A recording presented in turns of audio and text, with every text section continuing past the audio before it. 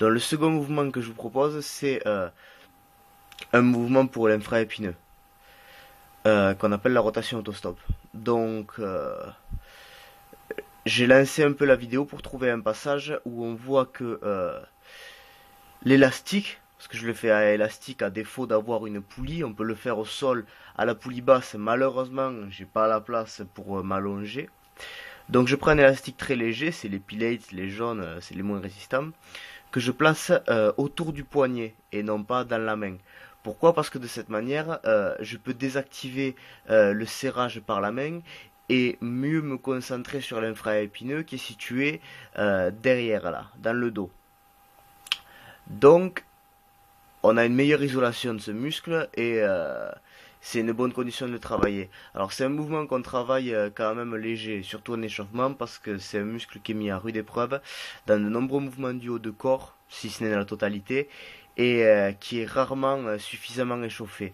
Donc on va débuter la vidéo.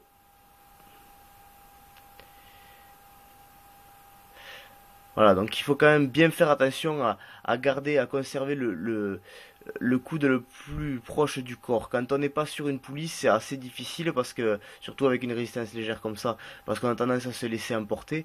Mais bon, ça perturbe pas des masses le recrutement de, de l'infraépineux, qui est par ici. Et, et on peut arriver à le contracter sans, sans trop de problèmes.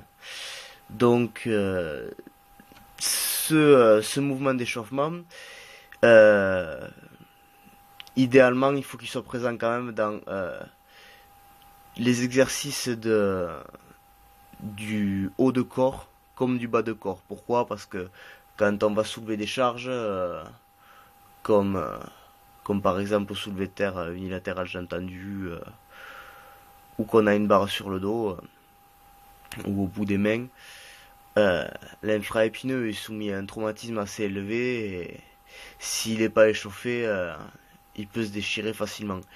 On s'est d'ailleurs aperçu qu'il était déchiré dans de nombreux cas à un niveau élevé de culturisme et par application d'un électrostimulateur en envoyant de l'électricité donc dans ce muscle, on s'est aperçu qu'il était beaucoup plus douloureux que les autres du corps et c'est également un témoin